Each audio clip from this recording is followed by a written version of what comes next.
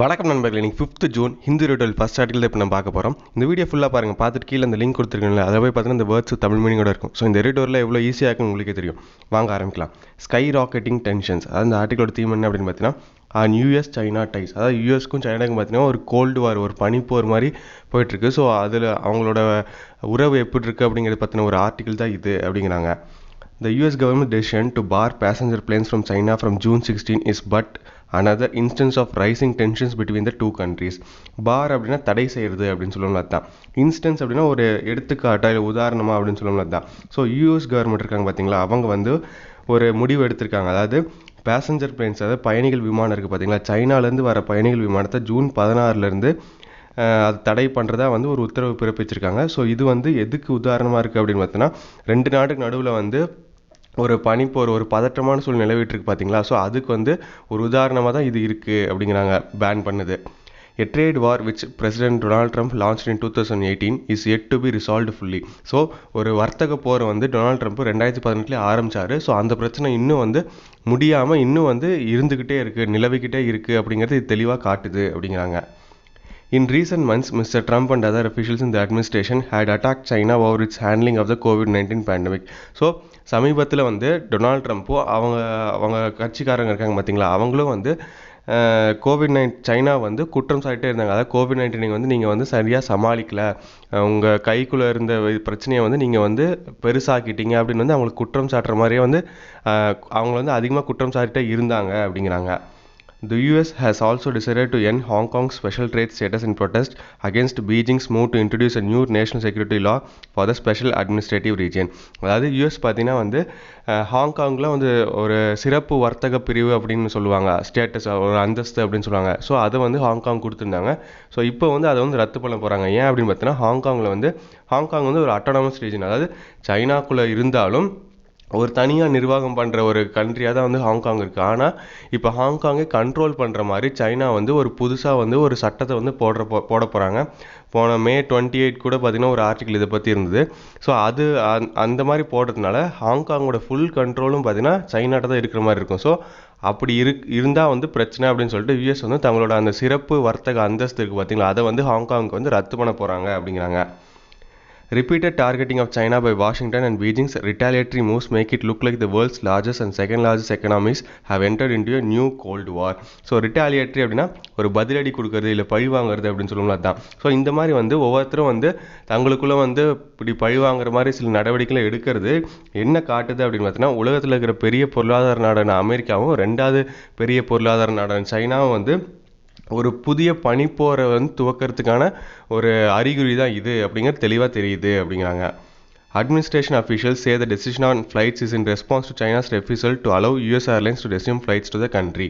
அதாவது நிர்வாக அந்த அதிகாரிகள் என்ன சொல்கிறாங்க அப்படின்னு பார்த்தீங்கன்னா, யூஎஸ் வந்து இப்போ வந்து பேன் பண்ணியிருக்காங்கல்ல, சைனா ஃப்ளைட்ஸ்லாம் நாங்கள் அலோவ் பண்ண மாட்டோம் அப்படின்னு வந்து பேன் பண்ணியிருக்காங்கல்ல, இது வந்து எதனால் எடுத்த முடிவு அப்படின்னு பார்த்தீங்கன்னா, சைனா வந்து யூஎஸ் ஏர்லைன்ஸ்லாம் வந்து எங்கள் நாட்டுக்குள்ள நாங்கள் அலோவ் பண்ண மாட்டோம் அப்படின்னு சொன்னதுனால தான், பதிலடி கொடுக்குற விதமாக தான் இப்போ யூஎஸும் வந்து இந்த முடிவை சைனா ஏர்லைன்ஸ்லாம் நாங்கள் அலோவ் பண்ண மாட்டோம் அப்படிங்கிற முடிவை வந்து எடுத்திருக்காங்க அப்படிங்கிறாங்க.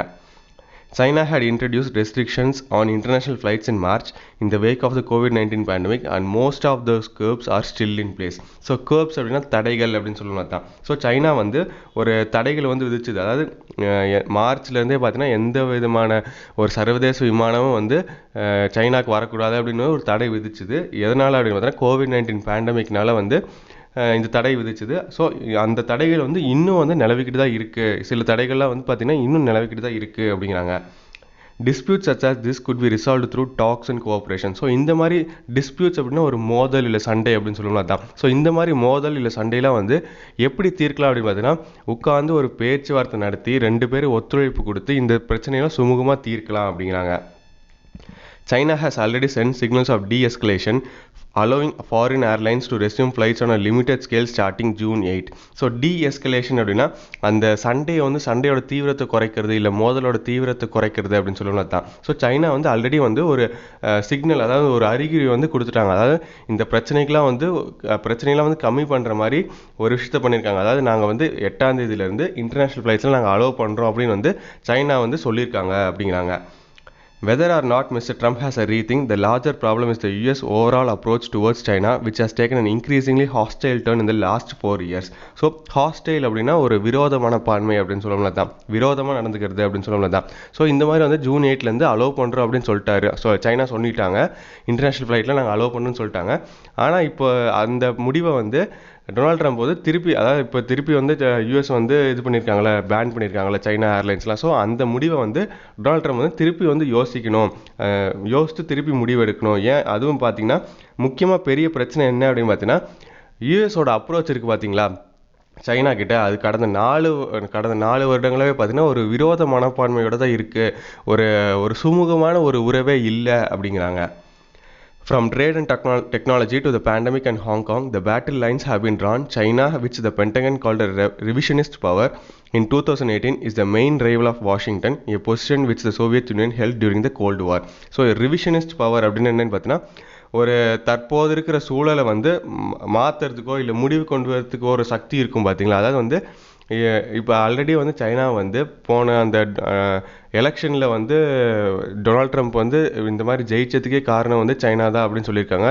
அதாவது வந்து ஒரு யூஎஸோட அந்த அரசியலே வந்து நிர்ணயிக்கக்கூடிய சக்தியாகவே வந்து சைனா இருக்குது அப்படின்னு சொல்லி ஒரு குற்றச்சாட்டு இருக்குது. ஸோ அதிலிருந்து வர்த்தகத்திலேருந்து தொழில்நுட்பத்திலேருந்து இப்போ இந்த பேண்டமிக்கு அதுக்கப்புறம் ஹாங்காங்கு எல்லா விதமான பிரச்சனைகளையும் பார்த்திங்கன்னா வந்து சைனா தான் வந்து இது பண்ணிக்கிட்டு இருக்கு. அதுவும் பார்த்திங்கன்னா முக்கியமாக வந்து பென்டகன் என்ன சொல்லியிருக்காங்க அப்படின்னு பார்த்தீங்கன்னா, சைனா வந்து 2018 வந்து வாஷிங்டனோட ஒரு பெரிய எதிரியே வந்து சைனா தான். அவங்க வந்து இப்போ இருக்கிற எங்களை வந்து தூக்கிறதுக்கு, அதாவது இந்த அமெரிக்கா அப்படிங்கிற ஒரு பெரும் சக்தியை வந்து அழிக்கிறதுக்கான ஒரு முயற்சி தான் வந்து அவங்க எடுத்துக்கிட்டு இருக்காங்க. அதனால தான் வந்து ரிவிஷனிஸ்ட் பவர் அப்படின்னு அவங்க சொல்கிறாங்க. ஸோ இதுக்கு முன்னாடி அந்த பொசிஷனை யார் வந்து தக்க வச்சுக்கிட்டு இருந்தா அப்படின்னு பார்த்தீங்கன்னா, அந்த பனிப்போர் நடந்துச்சு பார்த்தீங்களா, அதாவது வேர்ல்டு வார் முடிஞ்சதுக்கப்புறம் பார்த்தீங்கன்னா ஒரு பனிப்போர் காலம் வந்துச்சு. ஸோ அதில் வந்து இதே மாதிரி தான் யூஎஸ்க்கும் ரஷ்யாவுக்கும் பிரச்சனையாக இருந்துச்சு. ஸோ அப்போ வந்து இந்த ரிவிஷனிஸ்ட் பவர், அதாவது வந்து ஒரு பெரும் சக்தியாக வந்து அமெரிக்காவை அழிச்சிட்டு உருவாகணும் அப்படின்னு வந்து யார் முயற்சி பண்ணாங்க அப்படின்னு பார்த்தீங்கன்னா ரஷ்யா தான் பண்ணாங்க. ஸோ இப்போ வந்து சைனா பண்ணிக்கிட்டு இருக்காங்க அதையே அப்படிங்கிறாங்க. Ties between China and the US are still not as bad as they were between the Soviet Union and the US. So இப்போ வந்து சைனாக்கும் யூஎஸ்க்கும் இருக்கிற அந்த உறவு பார்த்திங்கன்னா ஒரு சின்ன ஒரு பிரச்சனையை சந்திச்சுக்கிட்டு இருக்கு. ஆனால் யூஎஸ்க்கும் ரஷ்யாவுக்கும் வந்து அப்போ அந்த பனிப்போர் காலத்தில் இருந்த ரொம்ப மோசமாக இருந்துச்சு. ஸோ அந்தளவுக்கு இன்னும் மோசமாக போகலை அப்படிங்கிறாங்க பிரச்சனைலாம். Beijing and Washington are still economically and financially entangled. So entangled அப்படின்னா ஒன்றோட ஒழிஞ்சு அப்படியே பிணைஞ்சு இருக்கிறது அப்படின்னு சொல்ல மாதிரி தான். ஸோ அதான் வந்து பீஜிங் வாஷிங்டன் பார்த்தீங்கன்னா பொருளாதார ரீதியாகவும் சரி, ஃபினான்ஷியல் ரீதியாகவும் சரி, எக்கனாமிக்கலையும் சரி, ரெண்டும் வந்து ஒன்றோட ஒழிஞ்சு அப்படியே பிணைஞ்சு இருக்காங்க. அதாவது வந்து ரெண்டு நாடும் வந்து பிணைஞ்சு இருக்காங்க, ஒருத்தர் சார்ந்து தான் இருக்காங்க அப்படிங்கிறாங்க. The world is not divided into two ideological blocks as it had been during the Cold War. So அதாவது வந்து ideological blocks அப்படின்னா அதாவது அந்த காலத்தில் கோல்டு வார் சமயத்தில் பார்த்தீங்கன்னா ரஷ்யாவும் யூஎஸ்க்கும் தான் பிரச்சனையாக இருந்தாங்க. ஸோ ரஷ்யா வந்து கம்யூனிசம் அந்த சப்போர்ட் பண்ணுற ஒரு ஐடியாலஜிக்கல் அந்த மாதிரி ஒரு கண்ட்ரியாக இருந்துச்சு. ஸோ யூஎஸ் பார்த்தீங்கன்னா கேபிட்டலிசம், ஸோ அதை சப்போர்ட் பண்ணுற ஒரு இதாக இருந்துச்சு. ஸோ இந்த மாதிரி ரெண்டு வேறு ஒரு துருவமாக இருந்தது தான் வந்து அப்போ இருந்துச்சு. ஆனால் இப்போ வந்து அந்த மாதிரி வந்து ஒரு பிரிவினை வந்து வரலை. கம்யூனிசமாக கேபிட்டலிசமாக இல்லை மற்ற வேறு ஏதாவது ஒரு பிரிவினை மூலிமா வந்து இப்போ அந்த பிரச்சனை இல்லை அப்படிங்கிறாங்க யூஎஸ்க்கும் சைனாக்கும். அப்போ இருந்த மாதிரி இல்லை அப்படிங்கிறாங்க. The possibility of a military confrontation is very low. So confrontation அப்படின்னா ஒரு மோதல் அப்படின்னு சொல்லலாம். அதுதான். ஸோ மிலிட்ரி, அதாவது இராணுவம் மூலிமா வந்து சண்டையிடும் மோதல் வர்றதுக்கான வாய்ப்புகள் ரொம்ப கம்மி அப்படிங்கிறாங்க இப்போது. But the era of cooperation, peaceful trade and pragmatism that had defined the US-China partnership since President Richard Nixon's reset in the 1970s seemed to have made way for an aggressive leadership contest and deepening mutual mistrust. So pragmatism அப்படின்னு என்னென்னு பார்த்தீங்கன்னா ஒரு பிரச்சனையை வந்து எந்த அளவுக்கு திறமையாக கையாளுறோம் அப்படிங்கிற ஒரு திறமை இருக்கும் பார்த்தீங்களா, அதுதான் வந்து ப்ராக்மேட்டிசம் அப்படிங்கிறது. ஸோ அதாவது பார்த்தீங்கன்னா ரெண்டு நாடுகளும் யூஎஸும் சைனாவும் பார்த்தீங்கன்னா 1970 ரிச்சர்ட் நிக்சன் காலத்துலேருந்தே வந்து அந்த பிரச்சனையாக போயிட்டு இருந்துச்சு. ஸோ அதை வந்து ரெண்டு நாடுகளும் வந்து ஒத்துழைப்பு கொடுத்து ஒரு அமைதியான ஒரு வர்த்தகம் பண்ணி அந்த பிரச்சனையை வந்து சமாளிக்கக்கூடிய திறமையில் வந்து ரெண்டு கண்ட்ரி வந்து ஒரு சுமூகமான ஒரு உறவில் இருந்தாங்க.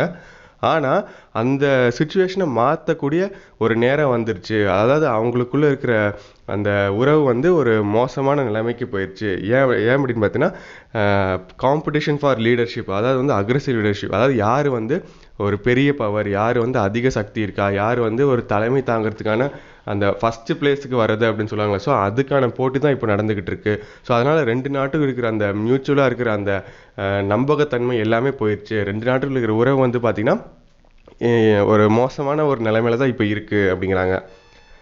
And with Mr. Trump desperately looking for an enemy to blame for the misfortunes that fell on America in election year that has been battered by the pandemic and the deepest economic downturn since the Great Depression, tensions with China are expected to skyrocket in the coming months. So battered by அப்படின்னா அடிக்கிறது அப்படின்னு சொல்லணும்ல தான். அதாவது Trump பார்த்தீங்கன்னா ஒரு பெரிய பிரச்சனையில் மாட்டிக்கிட்டு இருக்காரு. அதுவும் இப்போ அமெரிக்காவில் பார்த்தீங்கன்னா எலெக்ஷன் வர போகிற சமயத்தில் ஆல்ரெடி பார்த்திங்கன்னா வந்து கோவிட்-19 அதிகமாக பாதிக்கப்பட்டுருச்சு. அதுக்கப்புறம் பொருளாதாரம் பார்த்திங்கன்னா அந்த கிரேட் டிப்ரெஷன் சமயத்துக்கு அப்புறம் இப்போ தான் வந்து பெரிய ஒரு பொருளாதார நெருக்கடியில் வந்து சிக்கிக்கிட்டு இருக்காங்க. ஸோ சைனா கூடயும் பார்த்திங்கன்னா வந்து நிலைமை வந்து மோசமாக போயிட்டுருக்கு. இன்னும் வர மாதங்களில் வந்து இன்னும் மோசமாக போகிறதுக்கான வாய்ப்புகள் இருக்குது. ஸோ இந்த மாதிரி சமயத்தில் டொனால்ட் ட்ரம்ப் தானே எல்லோரும் வந்து குத்தம் சொல்லுவாங்க. அதனால் வந்து யாரை வந்து அவர் வந்து யார் மேலே வந்து பழி சுமத்தலாம் அப்படின்னு வந்து காத்துக்கிட்டு இருக்காரு. அதனால் வந்து இப்போ வேறு வழியே இல்லை, சைனா மேலே தான் வந்து சைனாவை தான் காரணம் காட்டி அவர் வந்து தன்னோட பதவியை காப்பாற்றிக்கணும் அப்படின்னா சைனாவை தான் குற்றம் சொல்கிற மாதிரி இருக்கும். அதனால் இன்னும் பிரச்சனை அதிகமாக சைனா கூட இன்னும் அந்த உறவு வந்து மோசமாகிறதுக்கான வர மாதங்களில் இன்னும் மோசமாகிறதுக்கான வாய்ப்புகள் தான் அதிகமாக இருக்குது அப்படிங்கிறாங்க. Washington wanted and enemy and it found in China. So Washington வந்து ஒரு எதிரி தேவைப்படுறாங்க. அதாவது தன்னோட இயலாமையை வந்து இது பண்ணுறதுக்காக டொனால்ட் ட்ரம்ப் வந்து இப்போ வந்து எலெக்ஷன் இயர்னால தான் வந்து ஒரு திறமை இல்லாத அப்படின்னு காமிக்க முடியாதுல்ல. ஸோ அதை வந்து எதனால் யாருனால வந்துச்சு அப்படிங்கிறத ப்ளேம் பண்ணணும், குற்றம் சுமத்தணும். அதனால் வந்து அதுக்கு வந்து யாரை வந்து குற்றம் சுமத்தணும் தேடிட்டு இருந்தாங்க. அதுக்கு வந்து சைனா வந்து கரெக்டாக வந்து மாட்டிக்கிட்டாங்க அப்படிங்கிறாங்க அவங்களே. Unless the leaders of both countries change their course and rebuild the lost mutual confidence, a new kind of Cold War would be forced upon the world. So ரெண்டு நாட்டு தலைவர்களும் பார்த்திங்கன்னா இந்த பிரச்சனையை வந்து ஒரு கரெக்டான ஒரு பாதையில் கொண்டு போகாத வரைக்கும் ரெண்டு நாடுகளும் வந்து ஒரு நம்பிக்கையோட ரெண்டு நாடுகளும் ஒரு ஒத்துழைப்பு கொடுக்காத வரைக்கும் இந்த பிரச்சனை ஒரு பனிப்போராக வந்து மாறத்துக்கான எல்லா சாத்தியக்கூறுகளும் இருக்குது. ஸோ அதனால் வந்து இந்த உலகம் ஒரு பனிப்போரை சந்திக்கக்கூடிய வாய்ப்புகள் இருக்குது. ரெண்டு நாட்டு தலைவர்களும் வந்து உட்கார்ந்து பேசி ஒத்துழைப்பு கொடுத்து தங்களோட நம்பகத்தன்மையை வந்து இது பண்ணி ஒரு சுமூகமான இந்த பிரச்சனையை வந்து சுமூகமாக தீர்க்காத வரைக்கும் இந்த உலகம் வந்து இன்னொரு பனிப்போரை சந்திக்கிறதுக்கான எல்லா வாய்ப்புகளும் இருக்குது அப்படிங்கிறாங்க. ஸோ இந்த ஆர்டிக்கலோட ஓவர்வியூ என்ன அப்படின்னு பார்த்தீங்கன்னா, US and China must rebuild mutual trust to avoid a new kind of cold war. So யூஎஸும் சைனாவும் வந்து தங்களுக்குள்ள வந்து ஒத்துழைப்பு கொடுத்து ஒரு நம்பகத்தன்மையை வந்து நம்பிக்கையை வந்து ரெண்டு கண்ட்ரியும் வளர்த்துக்கணும். அப்போ தான் வந்து இந்த பிரச்சனை வந்து இதோட முடியும். இல்லை அப்படின்னா ஒரு பனிப்போர் வரதுக்கான எல்லா வாய்ப்புகளும் இருக்குது அப்படிங்கிறாங்க. ஸோ இதான் மக்கள் இந்த ஃபர்ஸ்ட் எடிட்டோரியல். கீழே அந்த லிங்க் கொடுத்துருங்க, வேர்ட்ஸ் தமிழ் மீடியா இருக்கும். ஸோ கண்டிப்பாக எல்லாத்துக்கும் யூஸ்ஃபுல்லாக இருக்கும்னு நினைக்கிறேன். நன்றி, வணக்கம்.